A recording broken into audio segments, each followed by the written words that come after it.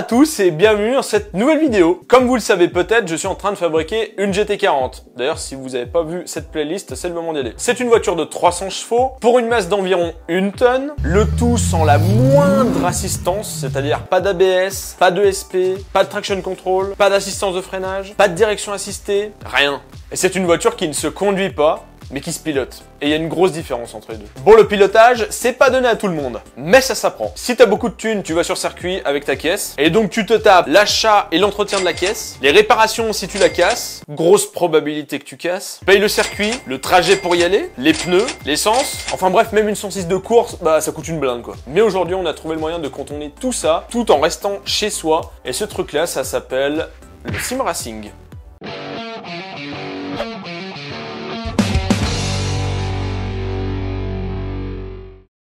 Alors quand on parle de simulateur automobile, on pense tout de suite aux jeux vidéo comme Gran Turismo, Need for Speed, Forza, tous les trucs comme ça. En gros, tous les jeux de voitures où on a des voitures avec un comportement dit normal, tu dégages Mario Kart quoi, voilà. Et pourtant, ces jeux-là sont plus du côté arcade que simulation. Et donc, ils ne reflètent pas du tout la réalité au niveau du pilotage de la voiture. Alors oui, on a bien des sensations de glisse, d'adhérence, de vitesse et tout, même de réglage moteur, châssis, enfin il y a plein de trucs quand même dans ce genre de jeu, mais ils sont complètement ajustés pour le côté divertissement et le fun du jeu bien sûr. C'est surtout pour le fun avant d'être pour le pilotage. On a tous eu la même réaction face à un jeu ultra réaliste. Mais ça tourne pas cette merde! Fred, mais Fred! Moi je m'en vais, hein. Et ce qui est drôle, c'est que c'est ça la réalité. Non, et en plus, ça c'est une petite caisse, mais regarde avec ça, c'est pas bien mieux, hein. C'est bon là, ça devrait le faire. Mais ça aussi, c'est de la merde! Allez, c'est bon, moi je voulais acheter une LaFerrari, bah écoute, j'achèterai jamais ça, c'est trop de la... Oui, parce que la difficulté sur ce genre de jeu de simulation, c'est de ressentir la vitesse. Donc on a l'impression d'être à 50, mais on est en train de négocier un virage en épingle à 250. Donc tu m'étonnes que ça ne freine pas et que ça ne tourne pas. De nos jours, on retrouve des jeux qui sont ultra proches de la réalité, comme Assetto Corsa, e-Racing ou Dirt Rally. Ces jeux ont bien sûr comme but de divertir, d'amuser, enfin voilà quoi, tu vois, c'est un jeu vidéo, hein, mais aussi et surtout de piloter. Faut savoir que même les pilotes pros s'entraînent sur des simulateurs pour appréhender les circuits, pour tester des réglages sur les bagnoles, enfin plein de trucs comme ça, donc ils s'en servent. C'est plus un outil de travail qu'un truc pour s'amuser, tu vois. Avec ce genre de jeu, on peut régler la voiture au poil près, donc on peut régler les boîtes de vitesse, les pneus, les freins, répartition, les suspensions, tu peux tout régler, et c'est ça qui est cool, c'est que tu peux voir l'effet de chaque réglage sur la voiture, sur le comportement de la voiture, en fonction des circuits, enfin c'est un délire, c'est un délire. C'est là aussi que tu vois que c'est du délire qu'en un clic tu peux changer le ratio d'une boîte quoi. Et le tout dans ton salon, enfin presque.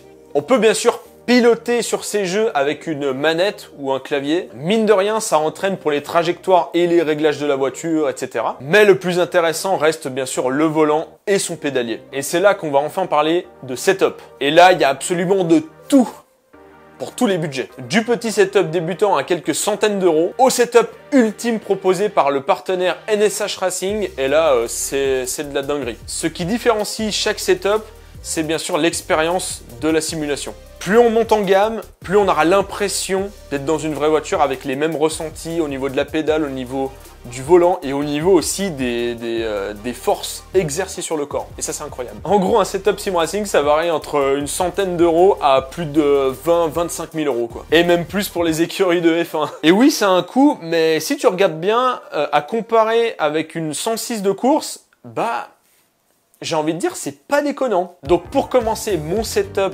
sim racing, j'ai décidé de partir sur un des meilleurs rapports qualité-prix, le Logitech G29. Wouh!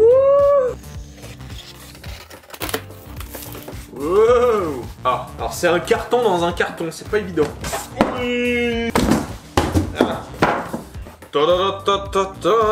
Ici, on a un magnifique pédalier. Comme toute voiture qui se respecte, il y a 3 pédales. Et on a la pièce maîtresse, le volant. Oh, c'est beau. Oh là là, ça a l'air trop bien. Oh, dis donc, il y a beaucoup de tours, hein. Bon, pour l'instant, c'est pas mal, hein. Vraiment, ça a l'air d'être pas mal. Bon écoutez, la pédale de gaz est très correcte. Maintenant, les deux pédales qui sont vraiment les plus importantes au niveau du ressenti, c'est celle-ci. Parce que c'est très compliqué de simuler un circuit hydraulique. Oh, c'est pas mal ça. L'embrayage, normalement, il est moins dur que le frein. Alors, il manque un petit peu de puissance. Non, ça m'a l'air pas mal du tout, hein. Oh là là, j'ai très envie d'essayer, hein. Deuxième petit paquet, et pas le moins important. On peut pas dire que c'est exactement comme la réalité.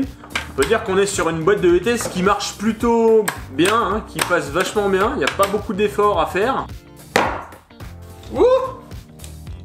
Bon, les plus assidus ont compris, c'est le frein à main. Alors j'ai quand même une petite anecdote là-dessus. C'est que ces freins à main qui sont en aluminium, qui sont vachement bien faits, on dirait presque des vrais, mais en fait c'est des vrais. Là si vous voulez, il y a une plaque. C'est en fait l'emplacement où on met normalement le maître cylindre, et ils ont mis à la place un petit système électronique là-dedans, avec une USB, et ça fait le taf.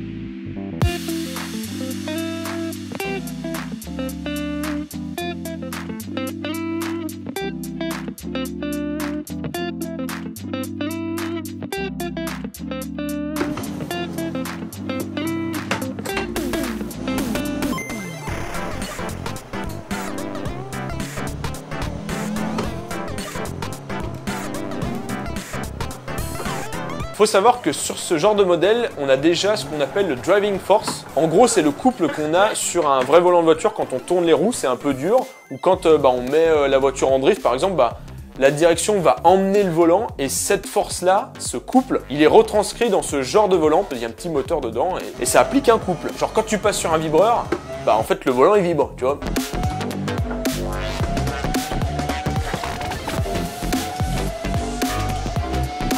Alors petit truc pour les gens qui n'ont jamais testé le sim racing, on a tous un a priori complètement faux.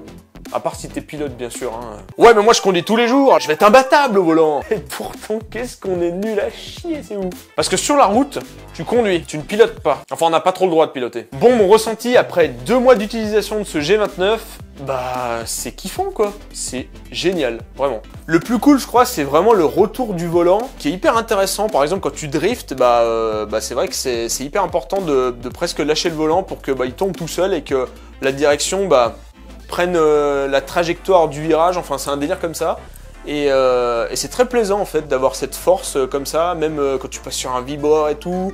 Tu peux sentir où est ta roue par exemple, rien qu'avec le vibreur, et on le ressent très bien avec le G29. Et au niveau de la pédale de frein, on a une zone un peu neutre où il se passe pas grand chose, où elle est un peu molle. Et ensuite on a vraiment quelque chose de très ferme, très dur, qui reproduit vraiment les pédaliers de course, hein. En fait le plus compliqué sur ce genre de setup c'est qu'on est sur une chaise de bureau, donc avec des roulettes. Ça manque de rigidité, tu es en train de taper ton meilleur chrono et que tu commences à faire un freinage tardif au poil de cul et que tu mets toutes tes forces sur le pédalier, tu sais pas si tu vas appliquer la force sur le pédalier ou si tu vas tout simplement rouler avec ta chaise jusqu'au fond de la pièce. Tu peux pas utiliser le plein potentiel du combo volant pédalier parce que tu as un châssis qui est pas fixe. C'est pas ouf, donc c'est ça qu'il faut retravailler pour un setup un peu plus haut. Vraiment, si vous hésitez, moi j'ai beaucoup hésité quand même à me lancer, mais finalement ça en vaut vraiment la peine et ça offre une expérience de conduite qui est incroyable. En tout cas, si vous jouez déjà à ce genre de jeu et que vous êtes encore sur un clavier ou une manette, mais qu'est-ce que vous foutez? Ça va vous changer le jeu. Vous allez en chier au début, puis après vous allez taper vos meilleures barres parce que c'est incroyable. Et ça t'apprend aussi à comprendre que la manette ou le clavier, c'est un peu cheaté parce que tu peux faire des gauche-droite en une fraction de seconde alors que le volant tu peux pas. Genre tu peux pas tourner à gauche et tourner à droite d'un coup, tu vois. Faut que tu fasses... Enfin, tu vois, c'est impossible. Donc ça demande plus de rigueur et donc c'est beaucoup plus formateur au niveau du pilotage. Et c'est ça vraiment le but, c'est de s'entraîner, donc c'est de jouer bien sûr, avec ses potes et tout, avec des gens en ligne, machin, mais c'est aussi d'améliorer son pilotage. Donc si vous êtes intéressé par un Logitech G29, je vous ai mis des liens en description de la vidéo pour l'acheter, donc voilà, c'est cadeau. Et si on revient au thème principal de la chaîne, donc la GT40, donc le projet Sim Racing, il me sert à m'entraîner, à piloter la GT40, parce que comme je vous l'ai dit en début de vidéo, c'est une voiture qui est très compliquée à conduire, c'est une propulsion avec un moteur à l'arrière, et je peux vous dire que les premières expériences avec ce genre de voiture sur le jeu comme Assetto Corsa, ça fait pas rire, c'est-à-dire que ça ne pardonne pas. Quand l'arrière il se met à vouloir passer devant, c'est presque peine perdue, et si tu n'as pas les réflexes que tu peux acquérir avec ce genre de jeu, bah t'es dans la merde quoi. Un autre avantage bien sûr que j'ai pas encore cité pour le Sim Racing, c'est que tu peux tester les limites de la voiture. En vrai, tu vas pas aller tout de suite direct aux limites de la caisse. Tu sais pas trop quand ça va décrocher, tu sais pas trop, tu vois. En Sim Racing, tu peux le vérifier. T'as rien à perdre parce que bah de toute façon tout est virtuel, donc tu ne vas pas casser ta voiture ni te casser toi. À l'auto-école, ils devraient proposer une petite expérience de Sim Racing avec une voiture et en mode bah voilà, t'es sur un circuit et puis bah tu vas aux limites de la voiture pour voir ce que ça fait. Parce que j'ai l'impression que les gens ils se croient des fois tout puissants avec leur voiture, mais les gars ça peut décrocher, vous n'êtes pas prêts quoi. Donc ça peut permettre de sensibiliser un peu sur la conduite, sur la route notamment. Franchement, cette première expérience sur le Sim Racing, elle est excellente. Moi, j'ai vraiment, je kiffe de ouf parce que ça m'a permis de m'intéresser plus au pilotage. Parce qu'en fait, j'en avais rien à foutre, clairement. Tout ce qui était compétition, la Formule 1, je m'en carrais complet. Mais aujourd'hui, là, j'ai une approche tout à fait différente sur le pilotage, sur la F1, sur le rallye même. Enfin, toutes ces disciplines comme ça. J'ai une approche différente parce que, en quelque sorte, je peux un petit peu le vivre à travers la simulation et on s'y prête au jeu, quoi. C'est génial. En fait, on se rend bien compte du fossé qu'il y a entre conduire une voiture sur la route et piloter une voiture sur la route pendant les rallyes, par exemple, aussi, hein, mais sur circuit aussi. Et le Sim Racing, c'est vraiment un bon moyen d'appréhender la chose. Alors bien sûr, on va pas garder ce setup comme ça, on va améliorer tout ça, et je vous propose donc une petite série sur l'évolution de mon setup Sim Racing. Ça va être cool parce que c'est une évolution, donc vous pouvez suivre cette évolution si vous débutez aussi. Donc vraiment, le but, c'est de se rapprocher au maximum des sensations dans une voiture, et encore une fois d'affiner son pilotage pour l'appliquer en vrai. Donc pour ne pas manquer les épisodes sur la réalisation de mon setup de Sim Racing, je vous invite à vous abonner. Pareil, si vous voulez suivre l'aventure de la GT40, elle est presque terminée, donc c'est hyper intéressant, il faut s'abonner. N'hésitez pas aussi à liker la vidéo, à la partager si elle vous a plu, à mettre en commentaire votre setup par exemple, sur quoi vous jouez comme jeu. Il y a peut-être moyen qu'on puisse jouer ensemble un jour. D'ailleurs, j'ai ouvert aussi une chaîne Twitch qui est disponible aussi en lien dans la description de la vidéo. Moi je vous dis à la prochaine, salut!